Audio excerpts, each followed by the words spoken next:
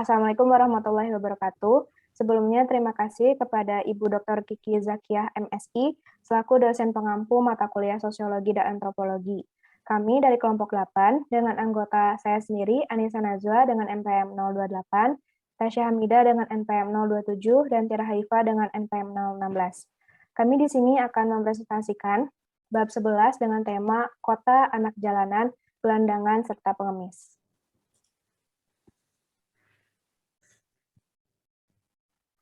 Anak jalanan, gelandangan, dan pengemis merupakan hal yang umum ditemui di perkotaan. Mereka kerap kali terlihat dengan penampilan yang lusuh, ekonomi keluarganya yang miskin, hadir di perempatan, tumpukan sampah, atau tempat keramaian. Statusnya sebagai anak jalanan menyebabkan anak-anak itu harus rela dengan berbagai hinaan, cacian, makian, dan kekejaman, kekerasan, dan kesan buruk masyarakat.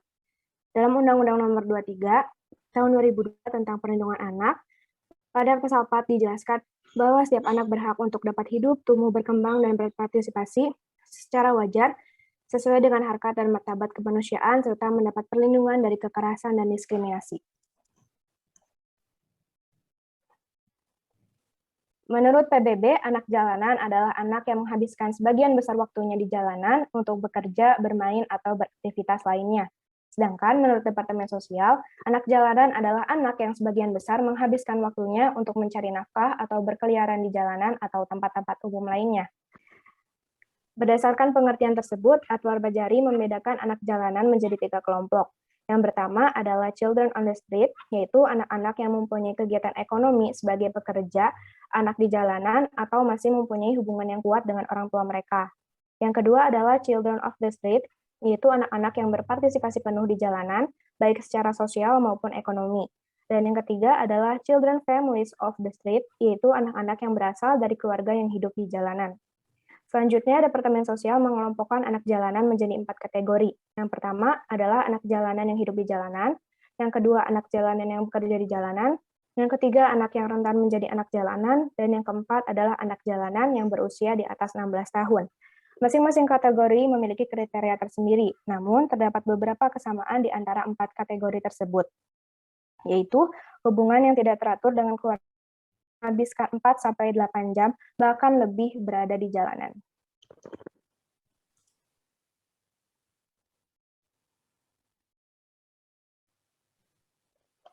Baik, saya akan mempresentasikan tentang proses terjadinya anak jalanan. Menurut Cokasturi Sukiyadi, menjelaskan bahwa proses terjadinya anak jalanan dibagi ke dalam beberapa tahap.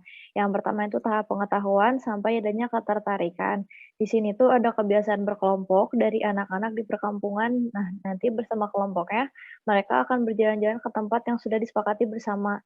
Di tahap ini, keinginan menjadi anak jalanan masih bergantung pada masing-masing anak, terkait seberapa besar perhatian dan ketertarikan pada pekerjaan tersebut. Di sini, anak tidak langsung turun ke jalanan, tetapi bergantung pada stimulus berikutnya atau adanya fasilitas. Kemudian ada tahap kedua, ketertarikan sampai ada keinginan. Di tahap ini, mulai ada ketertarikan yang telah mendapat fasilitas atau faktor pendorong, seperti kondisi ekonomi atau kondisi keretakan hubungan orang tua. Nah, fasilitas tersebut akan semakin memperkuat keinginan anak untuk turun ke jalanan. Kemudian di sini ada tahap ketiga, pelaksanaan. Nah, di tahap ini tuh anak mulai melaksanakan niatnya dengan mendatangi tempat operasi. Jika ia menemukan teman yang sudah dikenal, keinginan untuk menjadi anak jalanan segera terrealisasi meskipun agak malu-malu. Kemudian di sini ada tahap keempat, yaitu memasuki kehidupan anak jalanan. Di tahap ini, anak akan diterpa berbagai pengaruh kehidupan di jalanan. Hal ini bergantung dari diri anak tersebut dan teman yang membawanya. Kemudian di sini ada tahap yang kelima, tahap terakhir, yaitu terjerumus atau kembali pada kehidupan yang wajar. Jika dalam perkembangannya anak menyadari bahwa mencari nafkah di jalanan semakin sulit, maka ada dua kemungkinan. Kemungkinan yang pertama yaitu bertahan dan tetap memegang norma kemasyarakatan atau keluar dari komunitas jalanan. Lalu ada kemungkinan kedua, jika menerima stimulus baik dengan kawan ataupun pihak lain untuk berbuat negatif, anak sudah termasuk dalam kategori anak jalanan yang bebas norma agama dan kemasyarakatan. Nah, dalam hal ini anak cenderung ditinggalkan. Terus di sini juga besar kemungkinan untuk terjadi penyimpangan. Next. Oke, lanjut. Di sini ada faktor-faktor penyebab timbulnya anak jalanan. Nah, secara umum itu ada 3 tingkatan penyebab keberadaan anak jalanan. Yang pertama itu adalah mikro, yaitu faktor yang berhubungan dengan anak dan keluarganya. Kemudian ada meso, yaitu faktor yang ada di masyarakat. Yang ketiga ada makro, yaitu faktor yang berhubungan dengan struktur makro.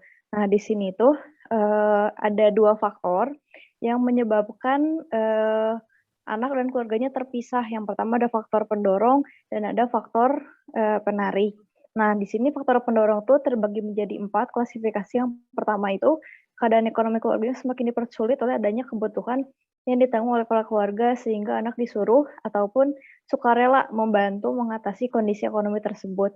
Kemudian adanya ketidakserasian dalam keluarga sehingga anak tidak betah di rumah atau lari dari keluarga. Yang ketiga, adanya kekerasan atau perlakuan yang salah dari orang tua terhadap anak sehingga anak lari dari rumah. Dan yang keempat, kesulitan hidup di kampung. Jadi anak melakukan urbanisasi untuk mencari pekerjaan mengikuti orang dewasa. Lalu di sini ada faktor penarik, ada 3 klasifikasi. Yang pertama, kehidupan anak yang menjadi mudah mendapatkan uang, terus bisa bermain dan bergaul dengan bebas. Yang kedua, ada diajak teman, dan yang terakhir adalah adanya peluang pada sektor informal yang tidak terlalu membutuhkan modal dan keahlian. Baik, selanjutnya gelandangan dan pengemis. Gepeng ini merupakan singkatan dari kata gelandangan dan pengemis yang sering ditujukan kepada peminta-minta, musafir, pekerja jalanan, dan sebagainya. Adapun kata pengemis oleh Kementerian Sosial Republik Indonesia termasuk pada PMKS atau penyandang masalah kesejahteraan sosial. Dalam Perda Provinsi Jawa Barat nomor 10 tahun 2012 yang dikategorikan sebagai PMKS diantaranya itu ada anak balita dan anak-anak yang terlantar, ada anak jalanan, ada wanita rawan sosial ekonomi, lanjut usia terlantar, penyandang cacat ataupun penyandang disabilitas atau tuna asusila, ada pengemis, gelandangan, dan lain-lain. Lalu apa sih yang disebut dengan gelandangan dan pengemis itu? Gelandangan ini merupakan seorang yang hidup dalam kondisi yang tidak mempunyai tempat tinggal dan tidak memiliki pekerjaan yang tetap. Dia ini menggembara di tempat umum sehingga hidupnya itu tidak sesuai dengan norma kehidupan yang layak dalam masyarakat. Sedangkan pengemis itu seseorang yang mendapat penghasilan dengan meminta-minta di tempat umum dengan berbagai cara dan alasan untuk mendapatkan belas kasihan dari orang lain. Nah, gepeng dan pengemis ini adalah orang yang hidup menggelandang dan sekaligus mengemis oleh karena tidak mempunyai tempat tinggal tetap dan berdasarkan berbagai alasan harus tinggal di bawah kolong jembatan, taman umum, pinggir jalan, pinggir sungai, stasiun kereta api, ataupun berbagai fasilitas umum lainnya untuk tidur dan menjalankan kehidupan sehari-harinya. Lalu, terdapat 3 kategori pengemis menurut Engkus Kuswarno. Yang pertama ini ada pengemis berpengalaman. Pengemis berpengalaman ini pengemis yang menetapkan hidupnya sebagai peminta-minta. Sebetulnya pengemis ini bisa mendapatkan pekerjaan yang lebih layak dari hanya sebagai pengemis, namun karena sudah menjadi pilihan untuk dirinya dan sudah melekat pada dirinya, dan terlalu nyaman pada dirinya sebagai seorang pengemis, maka tidak mau berpindah lagi. Jadi mereka tetap ingin menjadi pengemis. Yang kedua ada pengemis kontemporer. Pengemis kontemporer ini merupakan pengemis masa kini. Jadi mengikuti perkembangan kebutuhan kekinian. Hidupnya itu untuk hari ini dan dalam taraf jangka pendek, misalnya untuk kehidupan sehari-hari. Dan pengemis ini terbagi 2, jadi kontinu ataupun nantinya pengemis temporer. Kalau kontinu ya berarti dia mau terus menjadi pengemis. Kalau misalnya temporer berarti dia hanya sementara menjadi pengemisnya. Yang terakhir ada pengemis berencana. Pengemis ini melakukan kegiatannya untuk tujuan atau rencana tertentu. Misalnya hasil yang mereka dapatkan itu mereka tabung dan gunakan untuk membeli sesuatu yang dapat dijadikan investasi seperti emas dan lain sebagainya. Selanjutnya, apa sih penyebab gelandangan dan pengemis ini? Yang pertama ini ada masalah kemiskinan. Kemiskinan ini menjadi penyebab seseorang tidak mampu memenuhi kebutuhan dasar minimal dan jangkauan pelayanan umum, sehingga tidak dapat mengembangkan kehidupan pribadi maupun keluarganya secara layak. Yang kedua ini ada masalah pendidikan. Pada umumnya, tingkat pendidikan gelandangan dan pengemis ini relatif rendah, bahkan ada yang belum sempat merasakan bangku sekolah gitu, sehingga menjadi kendala untuk memperoleh pekerjaan yang lebih layak. Yang ketiga ini ada masalah ketenaga kerjaan atau keterampilan kerja. Pada umumnya, gelandangan dan pengemis ini tidak memiliki keterampilan yang sesuai dengan tuntutan pasar kerja. Jadi, mereka tidak bisa masuk ke pasar kerja karena tidak memenuhi kriteria dari pasar kerja tersebut. Selanjutnya ada rendahnya harga diri. Rendahnya harga diri dari kelompok pengemis ini mengakibatkan tidak adanya rasa malu untuk meminta-minta. Mereka merendahkan dirinya sendiri, mereka kayak terlihat tidak berseka, dan mereka tidak malu untuk meminta-minta gitu. Selanjutnya ada sikap pasrah pada nasib.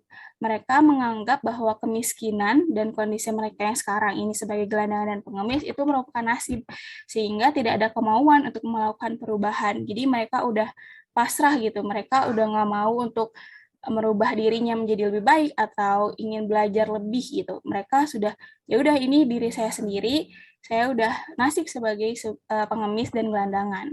Dan yang terakhir ini ada kebebasan dan kesenangan hidup menggelandang.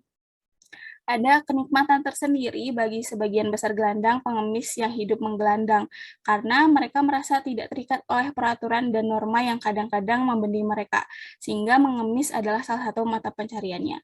Karena mereka tidak membayar pajak, terus mereka tidak harus membayar listrik, karena mereka kan tidurnya di kolong jembatan ataupun di jalan-jalan, jadi tidak ada beban gitu dalam hidupnya, beban lebih. Selanjutnya, apa sih dampak dari gelandangan dan pengemis ini? Yang pertama ini ada masalah tata ruang, karena pada umumnya gepeng ini tidak memiliki tempat tinggal yang tetap, maka mereka ini tinggal di wilayah yang seharusnya itu dilarang, kayak taman, kolong jembatan, pinggir sungai, bahkan di depan toko ataupun kios masyarakat, yang mana itu mengganggu ketertiban, ketenangan, dan kebersihan kota maupun masyarakat itu sendiri. Yang kedua itu ada masalah kependudukan, karena sebagian besar dari mereka, bahkan semua dari mereka ini tidak mempunyai kartu identitas dan kartu keluarga. Jadi kebanyakan mereka ini tidak tercatat di kelurahan setempat, maka akan mempersulit sensus maupun survei. Yang ketiga ini ada masalah keamanan dan ketertiban, yang mana ini menimbulkan kerawanan sosial dan mengganggu ketertiban di wilayah tersebut. Dan yang terakhir ada masalah kriminalitas, karena mereka sudah merasa bahwa terlalu sulit untuk mendapatkan pendapatan, maka mereka ini lebih memilih ke masalah yang negatif atau lebih memilih jalur yang negatif seperti pencurian, kekerasan, bahkan pelecehan seksual sekalipun. Lalu bagaimana penanggulangan gelandangan dan pengemis ini?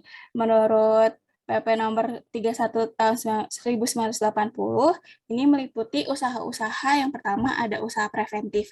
Usaha preventif ini adalah usaha secara terorganisir yang meliputi penyuluhan, bimbingan, latihan, dan pendidikan, pemberian bantuan, pengawasan, serta pembinaan lanjut kepada berbagai pihak yang ada hubungannya dengan penggelandang dan pengemis, sehingga mereka akan tercegah dari terjadinya penggelandangan dan pengemis oleh individu atau keluarga, terutama yang sedang berada dalam keadaan sulit penghidupannya, meluasnya pengaruh dan akibat adanya penggelandang dan pengemis di dalam masyarakat, yang mana dapat mengganggu ketertiban dan kesejahteraan pada umumnya, dan pergelandangan dan pengemis kembali oleh para gelandang dan pengemis yang telah direhabilitasi dan telah ditransmigrasikan ke daerah pemukiman baru ataupun telah dikembalikan ke tengah masyarakat.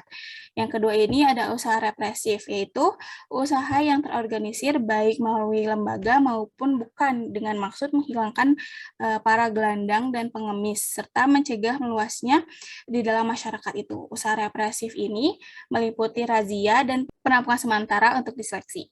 Dalam hal ini dimaksudkan karena usaha represif bagi gelandang dan pengemis ada yang langsung ditandatangani oleh Departemen Sosial, yaitu bagi mereka yang masih memungkinkan untuk direhabilitasikan, tetapi bagi mereka yang diduga melakukan suatu pidana, penyelesaiannya diserahkan ke pengadilan.